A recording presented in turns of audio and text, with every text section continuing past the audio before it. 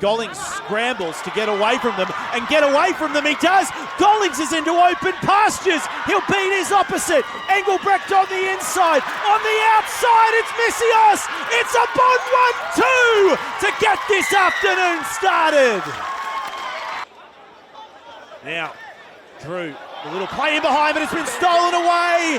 And this is a narrative that keeps repeating. It's Bond, Bond, Bond. Barlow is over. Lanak puts it in, and for the first time ever, destiny awaits the Bull Sharks. They're heading to Ballymore for the Store Local Hospital Cup Grand Final. Final score here at David Wilson Field. East 14, Bond 47. Alrighty, welcome in Play-by-Play Rugby with you on a Tuesday night. A very special night it is indeed. We have plenty to get through as well. It's grand final week for these boys. Jordan Hughes with you alongside Drew Lanak, back in studio alongside Tyler Campbell. Boys, pretty quiet weekend, eh? Yeah, we didn't really get up to much. I think the surf was pretty good and it was cruisy. Nah, just kidding. We went through the grand final, baby. There we go. Yeah, the boys. Fuck yeah. Tyler. No, it is a quiet weekend until 3 o'clock on a Sunday. Yep. Bit of a different weekend than normal. These are Sunday games. I'll tell you what, it makes it hard on a Monday. But yeah, stoked for the boys. I think probably our best performance of the year. We've sort of started really slow, and we're on this win streak. We're in our sort of 8th win in a row now, heading into a grand final, and seem to have found good form. But yeah, we're up against different beasts this week, so happy with that win, but on to the next challenge. Absolutely. If you are watching this podcast and you watch it for our sharp rugby takes and picks on Wallabies games, you're missing this. These boys in the Hospital Cup, Queensland State Comp, 47-14 over these Tigers in the prelim final. Just dispatched them, 40-7 at half time. 35-7. Yeah, mate, unbelievable. Yeah, it's I sort of said it in my post-game interview. There was good energy in the sheds. Shout out to the ref. Got a bit emotional with his last words, and then I gave my final words, and then we sort of come out on the field. Actually, I think a little bit early for the stand camera. Unfortunately, didn't get the timing right. So poor guy was running backwards as I was running at him. But yeah, got out there. Kickoff happened. Early error from them. We score straight away, and then have a little kick duel. Rocco Gollings pulls off a miracle, and it's sort of just perfect start, and just kept building from there. That first try to Barlow on the edge too. Beautiful pass on Border, and the finish from the big man. I thought he was unbelievable. Barlow and Boardman. Yeah, Paddy's been really good. I think at the start of the sort of preseason when he was coming in, I think a few of the boys knew him from being around the traps, but I didn't know him, and I just saw this big body, good-looking lad. He was quick, good skills. I was really excited to see what he was doing in the season, and I think he originally came in as a centre, and we sort of trialled with that, and it kind of wasn't really sticking. Like, he was doing the job, but yeah, we kind of shuffled him around a little bit, and then put him on the wing, and yeah, he's just really coming to form. He's just so reliable. He's just another fella that just really is thriving at that club rugby level. So yeah, he's doing really well. I guess that first 20 we came out absolutely firing, and we've sort of been a theme of late. What's been going on with our starts? We're just coming out red hot. I think it's just the pace we play at. I won't give too much away what we're doing there, because obviously still got one to get and one to sort of get that same start. But, I didn't think we were firing against West on all accounts for that start. It took us 37 minutes to actually get points, I think it was, in that game. But, boys on the weekend, they just came out at a high speed. Obviously helps having guys like Canham and Tonga Blake come back in, and they sort of brought a bit of gain line carry, sort of helped us get quick ruck ball as well, and then, sort of created some opportunities for us. But I sort of said it, the moment for me that sort of I knew we were on and we were in for a big day was when Rocco does make that break. We have 7 or 8 guys in frame, in support. So if he does get tackled or Zane gets tackled, we were ready to go again and hopefully finish that try. And I guess that's the mindset that you've seen shift, probably in the club, to be honest, but in particular in first grade is just we have a whole heap of competitors, guys that are willing to compete until the job's done.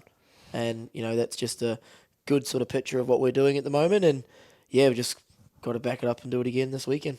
You know, I love the two props combining for the try. The magic ball from Reece is convinced Sheriff. he Reece- meant to do yeah, that, but I'm pretty sure he just headbutted it by accident. Yeah, I think the grease from the KFC before the game got was him. still a little bit, and it just kind of popped out. It was all pre-planned. Exactly. Unreal. It was everything sort of went to plan.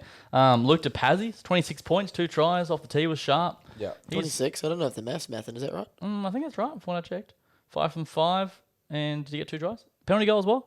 No, He missed the penalty. I'm counting 22. He scored a lot of points. Yeah, Yeah. a lot of points. Melbourne McCann the pen. He missed that, didn't he? Yes. Yes, but isn't he someone that's come in leaps and bounds the last sort of 6 weeks? Yeah. If I had to give someone a most improved award for this year, he's definitely the guy that probably puts his hand up and probably wins that in a landslide. And early on, he probably struggled a little bit with what was wanted, and there was a lot of pressure put on him from the coaching staff and probably from us as leaders. But we sort of found that balance around how to get the best out of him, how to get him to do his job. And he's an athlete. You've seen it. He's a tough kid. He pushes through a lot. He's pushed through a few niggles this year, and he's also got a bit of speed to him. So he's found his rhythm and what's working for him in our system, and he's playing to his strengths. And his goal kicking was also exceptional on the weekend. So you got to shout out to him for that performance, and he was also great against West the week before. I think another big credit to Lukey on that point as well. Like at the start of the season when he was copping some serious heat from a lot of people, he just cop it on the chin and go, yep, I'll learn from it. I'll move on. Yeah, you're All right. good, my bad. Like he was just an absolute champion. And I think there was a few times where both TC and I sort of sent him a message after our Zoom reviews where he got licked hammered up. a bit. He got licked up pretty bad, and we were just like, mate, everyone's just doing it because they care and they love you. And he's like, no, that's all good. Like It's footy. Don't worry Yeah, about it. yeah. And he's just muscled on. He's trooper. For you, mate, your good minutes. 47th minute, Martin, you came on. Impact. Mate, Yeah, it's a little bit too much for my liking. mate, you're good. but It's good. I liked Thanks. it. I'll tell you what, I'm actually really enjoying sort of coming off the bench and having LD there in the club as well. Like he's doing a great job steering the boys around. But for me personally, like it's in my sort of career, it's not very rare that I've come off the bench in a lot of games, and it's kind of anytime that sort of has happened in the past, I've really sort of struggled to get into the game. But I'm loving it. Like it's given me a role in the team, sort of in that warm up and sort of in the sheds, as Tyler just said, just to sort of be that NO and sort of get boys up and not really worry about my own job just yet. Then I sort of get some time to sort of calm down on the bench and just sort of watch the game unfold and try and sort of, when I get put in, sort of inject a bit of pace and sort of, if we're lacking some direction at that time, just sort of calm things down and get back into it. But yeah, I'm really enjoying it. I think it's really good. It's obviously been the best thing for the team, and But it's important too. Like if it's close, you come on that last 20. It's an important role to play for sure. Yeah. Like I'm lucky we sort of haven't really been in that situation yet where I've had to sort of be that steadiness yet. But yeah, I'm loving it. Come on, it's obviously with the boys doing so well. By the time I get on, I just go out and have some fun, Couple of hits. chat some shit. Yeah, take off. See the tackles, mate. Tackle Nuku swirling, wrapped him up, ball and all. Pills, take him out. Every Late shot. Late shot. Every time I see Nuku, like I've obviously known him for years. Yeah. Every time I see him, I go, oh, he's a big guy. And then there's situations where I get like a little half one-on-one situation, and I'm like, oh my god. What's the you just grab him like this? What do I do? Where do I grab? What do I grab? Yeah. Yeah. I get 1 limb out of 4 that I can actually hang on to, and that's it. Got him down, mate. Got him down. That's all that matters. What was the niggle like from the crowd? We know they're pretty hostile normally. Bit of back and forth. It was weird. They started pretty hostile, but it was sort of brought up on the stand broadcast. Obviously, scoring 2 quick tries like that kind of can silence a crowd, and then they sort of came back in that sort of period where we were up 21, and we probably had a messy 20 minutes of rugby, where East obviously came away with the points, and we probably spent a lot of time in our own half. We weren't exiting cleanly. We were probably giving them penalties that brought them back into our half, and that sort of got them back into the game. But then obviously those 2 tries before half time with 14 men sort of flipped that script, and then a couple of the boys let him hear about it, asked them where the chat was now, and but the chat still kept going. I think that's club rugby. You got to go for 80 minutes if you're on that sideline regardless of result, and I think East did that. And a few boys after the game, they were still going. You could see the boys sort of making gestures towards the crowd, but it's club footy, and that's what you expect. So but I think we got to realise that the crowd's going to be twice as much this week. Yeah, we've got to bring some numbers in force. I know you don't like talking about yourself, but this year it's probably such an incredible year for you personally. How do you find your form? Again, you're so strong on the weekend. Happy and loving the way you're playing your footy at the moment? Yeah, I think the big thing for me is we're in a squad at the moment that you've got 23 guys doing their job. You can extend that till we have sort of 30 guys that are coming in and out. Our coaching staff, you include all that. everyone's sort of doing their role, which I think's made my job probably easier. Where I'm not just focusing on myself, but I have a bit more time to think about what I'm doing. I'm sort of just get to do the things I like doing, which is running into people. And it's just made, I'm just enjoying my footy because we've got a good bunch. There's a lot of support behind everyone, and it's just been a good year. When you're enjoying your footy, the form sometimes seems to follow. Yes, it probably helps you having Boardman outside you, 13 you can trust, who's been there, done that. Yeah. Me and Board have played so much footy together. Yeah. And I think my form probably lifted when he comes back as well because there's just so much trust there. And he's such a good communicator as well.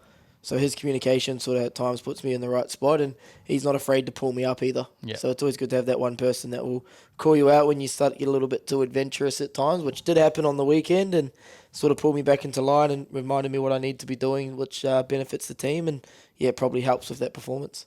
I like it, but we're not done yet. One to go. Grand final, Ballymore, 2:45 against Brothers.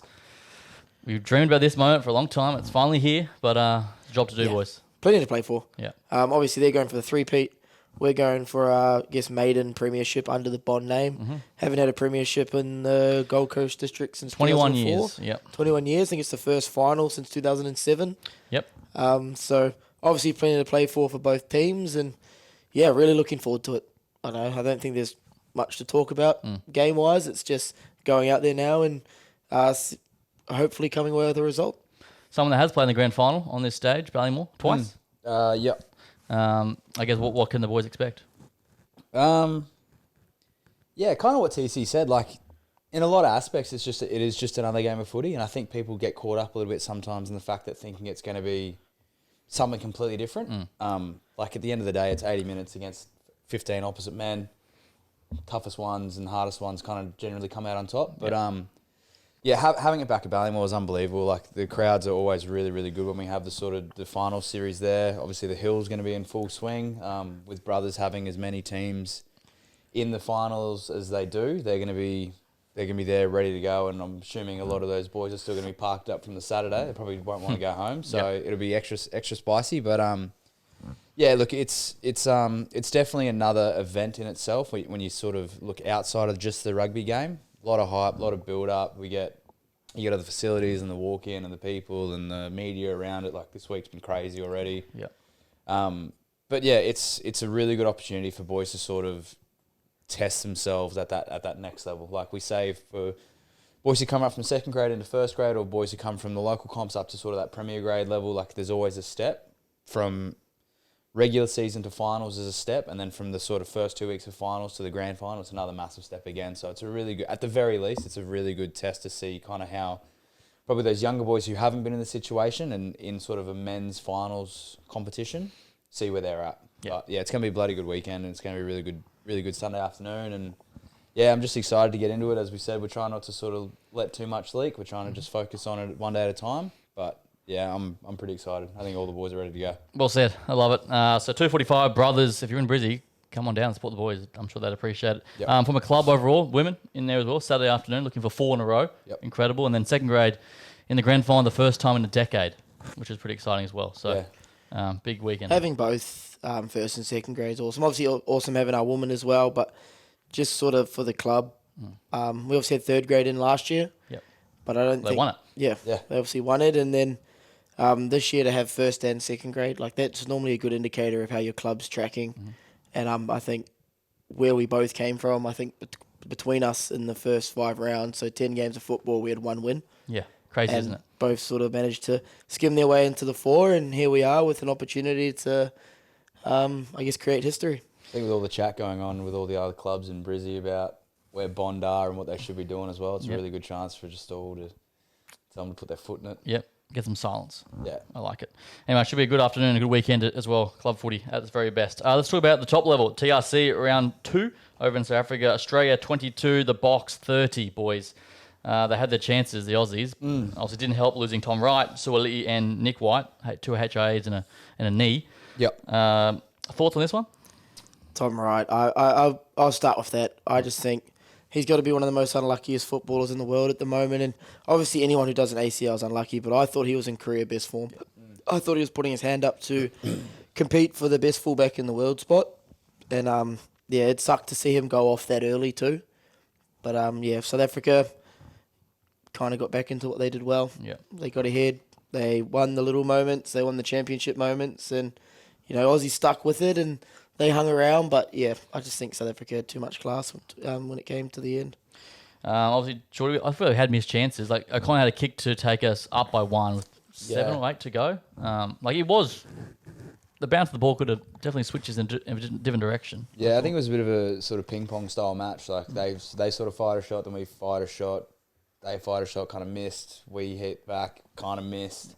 But for me, I think the thing that I was sort of looking at in the sort of the week that was in terms of South African camp and Australian camp, like, they lost probably 4 of their not biggest, but some of their most influential players to injuries, and we were kind of going on in a bit of a high. Like, obviously, we don't want to prey on anyone's downfall with injuries and all that, but it was kind of an opportunity for us to sort of capitalise. But then for us to sort of have that rub of the rugby gods where arguably 3 of our best players then get ruled out of the game. Yeah. It made for a very interesting comparison to see how the game was going, and sort of, we've commented before about it, maybe not at the Australian level, but for Super Rugby, like squads that, like their depth might have been a little bit shallow and tested.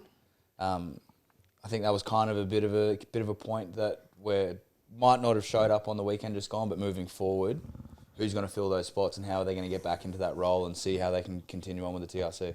Corey Toole, debut. Good to see finally. Got a try as well. Yeah, rapid. Yeah, what'd you make of it? He's so fast. He is very good. We haven't had genuine pace like that in a long time. Pretty solid debut. Yeah. Sure. Obviously scored the try. It was a good little nudge from Nick White.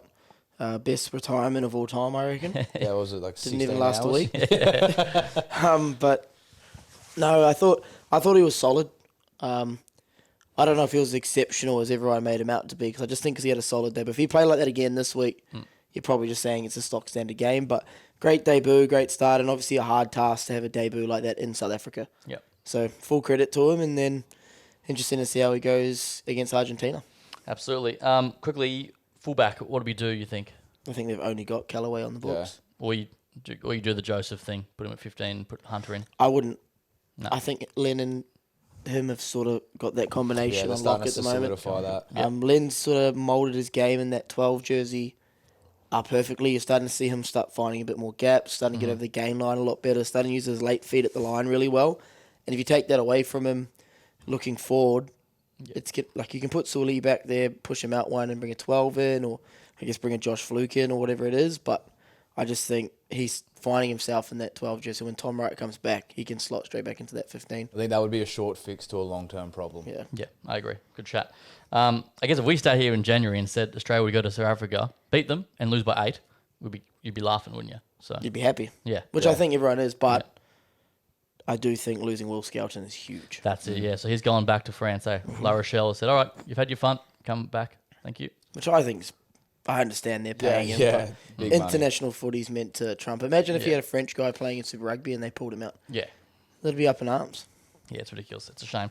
There's something got to work out there. But, boys, Argentina 29-23 over the All Blacks. Tyler Campbell, I come to you. They're so unpredictable, and again, they just got it done. Yeah, terrible performance from the All Blacks. Ill-disciplined, made a lot of errors, tackled defensively, were very poor. And I think it was a bit of a wake-up call because they've kind of cruised their first 4 games. They've never really been threatened, to say the least, and I think this was the bit of the wake-up call they needed, especially going into South Africa. I think they're missing Cam Roygaard big time. And I also You're running in the 9s. Yeah, we're running out of nights. We're running very low. And I also think we're a bit unsure what we're trying to do at the moment. There seems to be a lot of aimless kicking. Yeah, okay. It might not be aimless. They might have actually planned that. But watching it on the TV, it looks a little bit aimless. And it sort of goes against what we're good at. We've got big mobile forwards with great skills.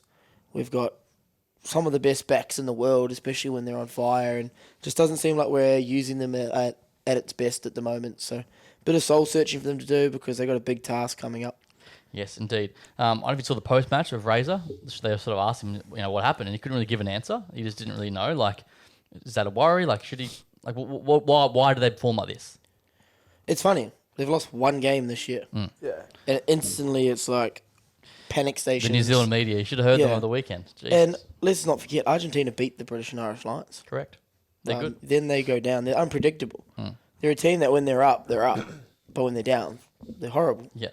Like, it's just the nature of what they are. But, yeah, I wouldn't be hitting panic stations yet. Yep. I think maybe after the next South African test, then we can start making questions. And I think they've got to bite the bullet and stop being so... What is the word? I can't think of the word, but just the rules around taking international players. Like, Lester Fa'anuku should be in there. Yeah. Richie's coming back. Let's start bringing him back in there and start building combinations into a 2027 World Cup. So this week, obviously, no footy. They got the bye or travelling back. But next week is that big one at Eden Park. What changes do you expect for the All Blacks? I think Wallace Satiti gets a start. Yep. Artie stays at 7. Obviously, Tupou Vai's in there. Pretty similar. I think be interesting to see what they do with the wings. I don't think Rico performed that well on the wing, but I also don't think Billy Proctor performed well at 13. Yep. I think Geordie Barrett's our best back at the moment, followed by Will Jordan. So I would love to see Leicester in there, but they're not going to do that. So I don't know what their game plan is going to be, to be honest. Well, Finlay Christie would be your 9. No. Who you got? Cameron Roygaard's meant to be back. Is he? Finlay Christie shouldn't be in there. He would come off the bench didn't he, on the weekend. Mm-hmm. Yeah. No. Kyle Preston did. Oh, Preston. Right. Yeah. No, I'm not a big Finlay Christie guy. So hopefully Roygaard's good. Hopefully Roygaard's good to go. What was your take on this game? He didn't watch it. Nice. No, I didn't watch it. But no, I did. I did see, and I think it's an interesting stat. I can't remember if it was one of you. I can't remember if you posted it or it was one of your people posted it. But it was a statistic. Your people as well. It was a statistic about Pablo Matera. Yeah. I think it was something like Argentina have beaten the All Blacks 4 times in the last however many years or whatever. Pablo Matera has played in each of those 4 games and has played 80 minutes in every one of those games as well. Inspirational leader.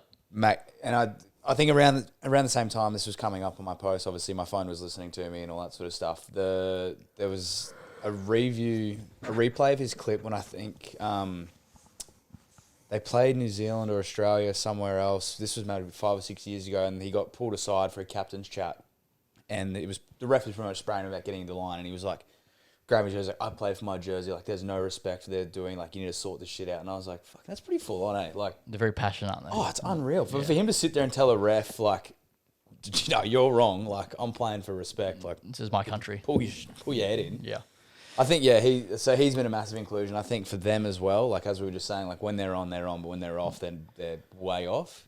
I think he is kind of that linchpin in what's going on. Like, if he's on, it's pretty... They follow him. Yeah, Yeah. they go hard. Well, the cool thing is it's round 2 and every team's had a win. Yeah. So it's very evenly poised, so that's exciting. Yeah.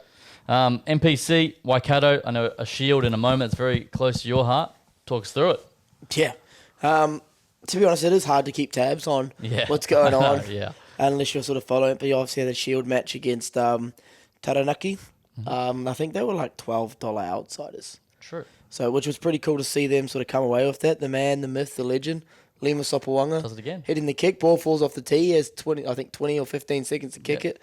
Back on, slots it down the middle, and they come home with the shield. And I don't think people outside of New Zealand understand how much tradition and how much it means to win that shield.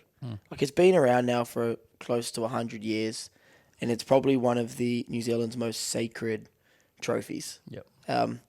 I've got some great stories that we're not going to tell on the podcast around that shield and how much it actually means, but they would have done the whole trip around town with it this week, and hell of a game and hell of an upset, and sort of reminisced on it because 2018 we did the same thing to the Naki, and it was my Blazer game. We were heavy outsiders, had lost 10 games in a row and went down there and stole the shield, and it can really ignite your season. So hoping for them. Waikato love having the shield. It's a big thing for Waikato to have the shield, and really looking forward to see how the season goes now because they'll want to defend it every time they play at home. Play it now. Yeah, very exciting, and you'd love that. Geordie Women's World Cup off and running over in England. I'll run through some of these results, the big ones. England 69-7. Don't worry about me, bro. Yeah, that's why I went to him. Yeah. He's not watched one game, I can promise you that. Hey, we had a women's group chat talking about the footy and stuff. Yeah, trust. England 69-7 in the United States. Australia 73-0 over Samoa. New Zealand 54-8 over Spain. They're the big games to get started. The England game was a bit of a write-off. Yeah. 69-7, obviously, as you said. Just double checking. just double checking. Yeah, it was, to be honest, it was a little bit surprising, but I think every time I've sort of got involved, like, into my little periods of what's going on in the women's rugby side of things, I'm always surprised as to what rugby nations are doing really well. Like, Canada, for me, was always a really surprising one in women's. Like, They're second in the world. exactly. and the men's team. A woeful. Yeah. Yeah. So I don't know, but I kind of figure like Canada, USA, like geographically they're obviously next door. USA is a big pool. The MLR is obviously picking up. You'd think there'd be a lot more traction behind rugby in the States. I would assume that their women's team would be performing a lot better than what they have. Yeah.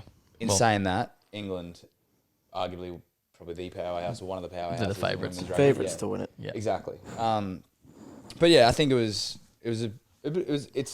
I don't actually like seeing scores like that go down in World Cups, Which is happening a lot in this comp so far. The with gap's a men or lot. women's, yeah, like it kind of shows that massive disparity, and it kind of, for me, it doesn't highlight how good the good countries are, but highlights how poor the bad ones are, and that's the gap that women's rugby I think needs to fill at every level. Like even if you go back to club rugby in here, like Queensland rugby, like the massive gap between women's teams here is sometimes a little bit disappointing. Your favourite team. Yeah. They struggle a bit. We're not going to touch that. But even like the NRLW as well, like they're obviously a lot closer. That's a great example. The Roosters and the Broncos have won like 8 straight. Yeah. No one can even get near them. Yeah. So, yeah, you're right. They ruined that comp, Who? the NRL dub. Why? Yeah. Because I think it all used to be pretty close. Even. But then they've obviously, I think, like I understand the expansion, because they did it so quickly, and it's happening again next year, isn't it? Diluted all the Or players. 2 years Yeah, time. they got to plan for more, yeah. It's sort of like you have your core group, and those are girls that have just sort of played their whole life coming in, and now that there's a pathway there, it's obviously that younger lot coming through are going to start playing more. The skill level is going to lift in general across the board, and then it's going to filter, and then you have a couple more teams, and then it filters, and then you have a couple more teams again. Like we didn't just start at NRL comp with 17 NRL teams. The NBA didn't start with 32 basketball teams. You build it over time, and I understand there's the pressure to build a woman's pathway and build a market for them, but by diluting the comp in that way, I think it brings down the standard and doesn't actually help the growth of the game this early. I agree. Well, at the moment, you look at the Broncos, Queensland side, the Roosters, the New South Wales side. Yeah. All the big dogs are playing for them. Yeah. And the thing is, both those teams, what do they have? Money. Yeah. So they're going to dominate in the women's. Yeah, like that's why Arena. Upton's there now, Yeah. and Billy Boyle's at the Roosters, and Sergius and blah blah. So, yeah, they got some work to do there. But who's going well? The Wallaroos, mate. 73-0. What a start! I wasn't expecting this. I thought it'd be a bit closer. Their best pool game in a World Cup. Yeah, I think so. Most Score-wise, points scored. Yeah. Good to see. And then New Zealand 54-8 over Spain. They were pretty poor.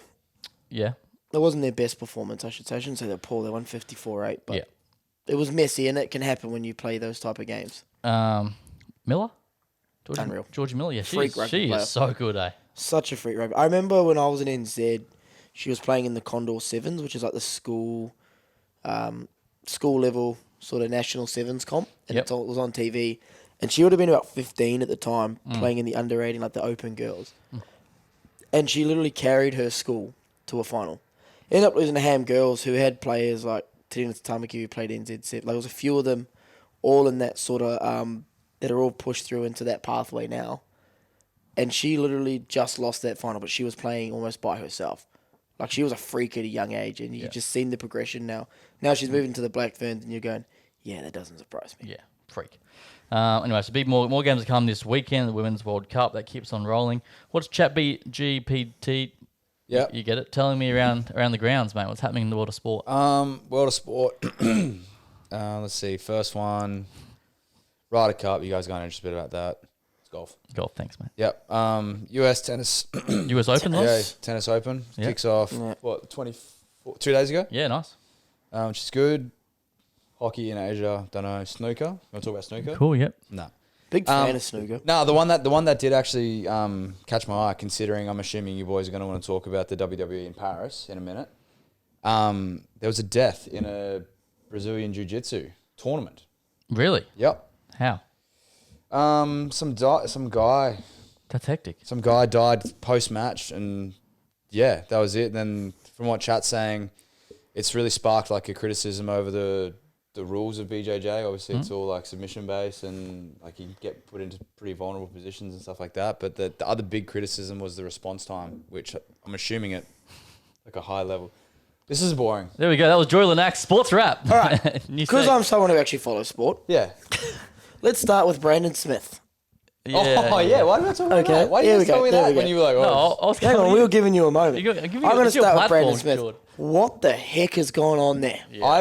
I have a theory. I have a conspiracy theory, as we normally always do. I think what's happened is when they were up here last, he's just kind of hooked a few of the boys up, whatever. Yeah. Weekend away. One text is all it needs. Exactly. And now that's kind of snowballed into something. And now, because he was already affiliated to people that were caught up in all that shit, when he's come back to Queensland, they've been like, "Bro, And you know what? You're That the guy." seems believable because Victor Radley's being dragged into it. And Exactly. obviously he would have been with them on this Yeah. trip. Yeah. Yeah. It was a golf trip up to the sunny coast. Yeah. So I reckon that's, I mean, not that that's all that is. Obviously, drugs are bad. Don't do drugs. But, like, I don't think it's like, What was the voice? That was good. like, I don't think it's like a syndicate thing and he's like, No, like of a course player and a whatever. I think But he's but just- he'll get made an example out of it. yeah. But the other lady- But also, I mean, The it's betting NRL, one. The dude. betting one. Have you heard Te- this? Yeah, that's. But you can't. It's not a betting lane because all he said was, Bet- he told someone, That he's stuck. I'm actually going to be starting this weekend. I'm not in the extended bench, which you're not meant to do because Yeah. it's part of the integrity unit. Blah blah blah. But It would have been a harmless mistake to his mate. like, what is he betting on? That you can't bet on him to play. No, well, they were going to bet on first try scorer. That's what it was. But he wouldn't have been in the list until he was brought into the team anyway. Correct. Yeah. Exactly. Yeah, exactly right. So Yeah, I agree. It's all, but they'll make an example out of it. And he's got to go to court now and stuff. So Yeah, but it's also. you the might get. Do you reckon NRL. they'll sack him? No. I reckon they might have Dude, to. think of everything that's happened to NRL play. Ezra Man hit a child, hit a small child. What a while he was- $900 while he was coked fine. up. I'm not saying he won't play again. Someone will pick him up, but it's crazy. all right, next one on my sports. Did you guys see Rampage Jackson's son? Yes, No. teeing off on that wrestler. Bro, So- that dude's lucky to be alive. There's so he goes in, and the wrestler was like, kind of bullying him before he was going to do a spot, like blah blah. This was like outside of the whole event before the event. He comes into the event. He has to go in and do a slam. He slams the wrestler, Knocks and that him was out. meant to be it. And then gets up and just goes boof, Like slam this dude, and he was out cold. Like and just starts fully out, punching him and he in the just head. gets on top and just. Dude, he God, must have hammering. thrown 30. Wait, is this the guy 40 that's in a punches. coma now? Yeah. Yeah, I did read this. yeah. Like he must have thrown full- 30 or What is 40 he doing? punches. I don't know, like he just full murder? hothead. But it's Murder. so funny because people It's are called going, homicide.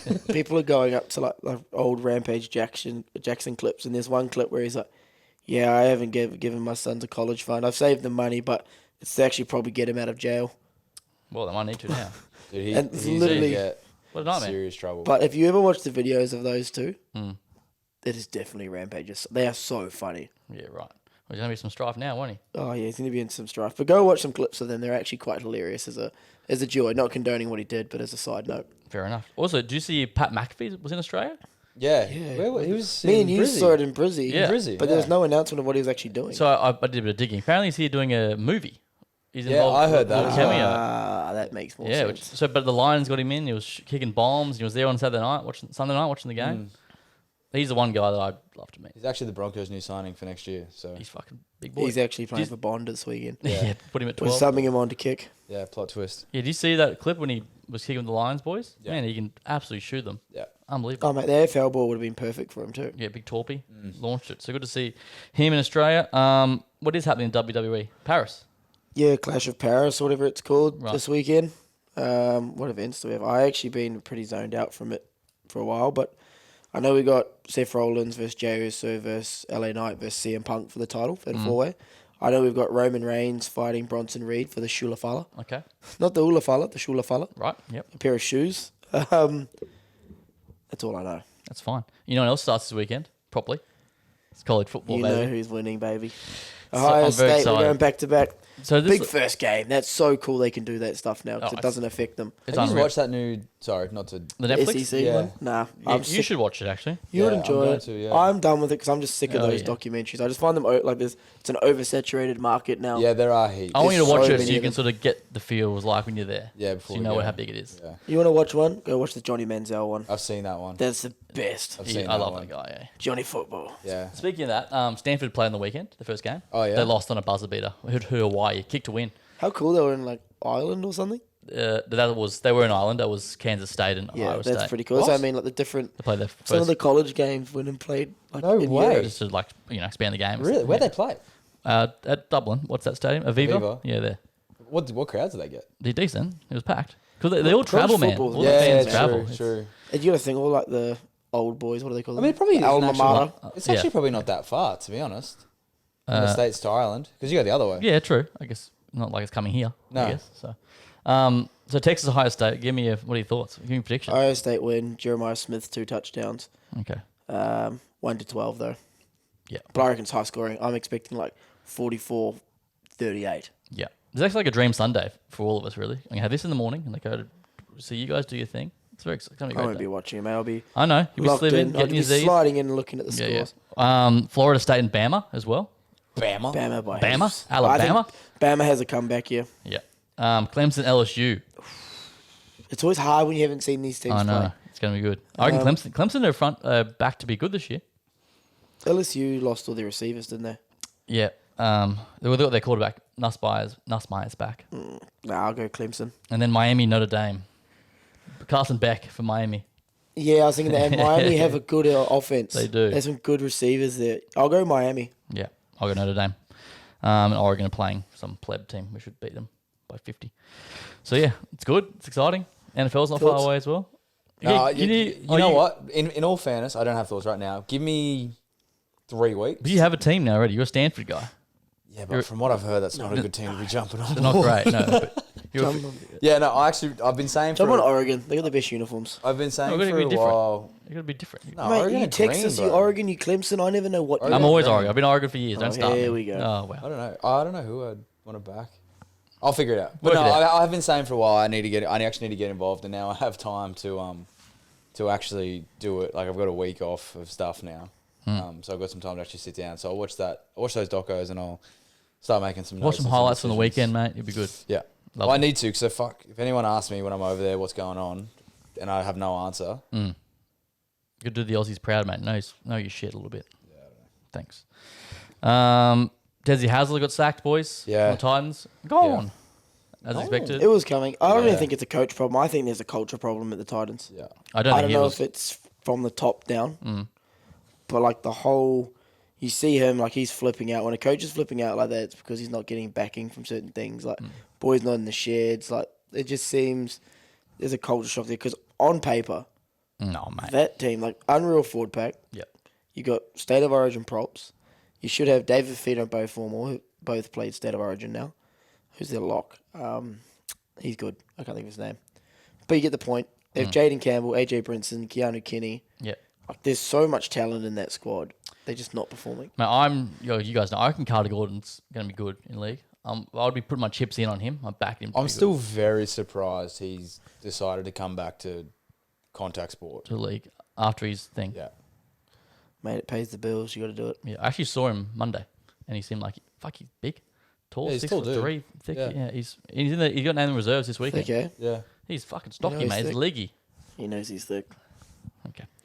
Anyway, anything else? Happy? Happy? Excited? Ban the sternum law. Let's get us to the GF. Vibes are high. Sick of this waiting. Yeah, it's exciting. So Bond vs Brothers, Ballymore Stadium, 2:45 live on Stan Sport and 9 Gem. Don't miss it. These boys will be in action. We'll see you next week for a big pod. Thanks, Well, Tyler. Thanks, will Jordy. we? Well, actually, yeah. We're gonna have to discuss it. Yeah. Yeah, look, guys. Regardless of result, it's going to be a Jordy push. might do a solo pod. I don't know what state I'm going to be in next week to be here. Well, to be fair, yeah, I'm sure. with ya. Or we come in whatever state we're in, and it could be our best podcast ever. Or that. No, Bring, pass. bring the beers. That'll go well. Some of us have a reputation. Do you? Dude, you. No, I just have a job. On that note. Yeah, all right. Yeah, See me ya. and Jordy don't. Yeah, sweet. All right, bye-bye.